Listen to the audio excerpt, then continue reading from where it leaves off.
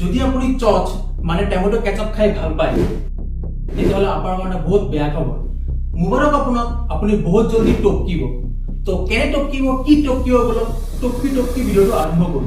আজিকালি আমাৰ জীৱনত চচ এনেদৰে সোমাইছে যে ৰাতি খাই উঠি বিচনাত ৰিলছ দেখা, বাহিৰৰ খানা, ভিতৰৰ খানা, ওপৰৰ খানা, তলৰ খানা, চবতে চচ আৰু চচ। যি খানা মানুহে ঠুচব নোৱাৰে, মুখেদি গলেদি ঠুচব নোৱাৰে, সেই খানাত বোলে চচ লগাই দিলে বোলে অমৃত হৈ যায়। মানে কি চচ নহলে কি জীৱন কি অসম্পূৰ্ণ নেকি? চাওমিন খাব গ'লে দোকানীয়ে ক'ব দাদা চচ খাব চচ, ৰোল খাব গ'লে দোকানীয়ে ক'ব দাদা চচ খাব চচ, ম'ম' খাব গ'লে দোকানীয়ে ক'ব দাদা চচ খাব চচ। মানে কি চচ খুৱাই কি মাৰিব খুজিছে নেকি? এই বিষাক্ত খাদ্যবিধ কেনেকে বনায় আপুনি জানেনে? চৰি, এই চচ বোলা বস্তুটো কেনেকে বনায় আপুনি জানেনে? প্ৰথমত থাকিব ৱাটাৰ, তাৰপিছত থাকিব টমেটো পেষ্ট মাত্ৰ 20%, তাৰপিছত থাকে ভিনেগাৰ, থিকনাৰ আৰু আমাৰ শত্ৰু মানে কেঞ্চাৰৰ বন্ধু প্ৰিজাৰভেটিভ। তো এতিয়া চচ বনাব লাগে।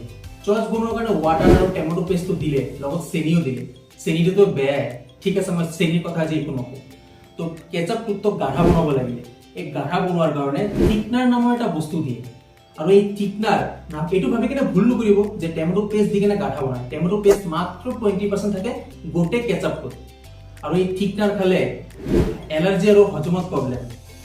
হজম প্ৰব্লেম হ'লে পেট গৰম হ'লে মাথা গৰম হ'লে ফেজত আহি কিনে উল্টা তাৰপিছত মামাই লাহেকে জেলত সোমাই কিনে থৈ দিয়ে। প্ৰব্লেম।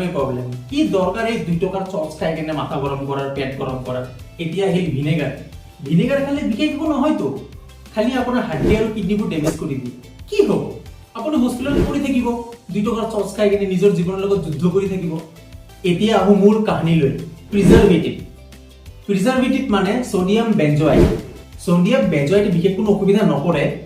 নাই ধেমালি কৰা নাই, সঁচাই কৈছো। সোডিয়াম বেঞ্জয়েটে বিশেষ কোনো অসুবিধা নকৰে, কিন্তু টমেটো পেষ্টত থাকে ভিটামিন চি।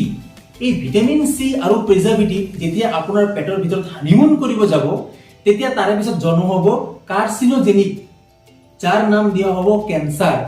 চচ খাব চচ, কেঞ্চাৰ। आप कहाँ थे ज्ञानी बाबा?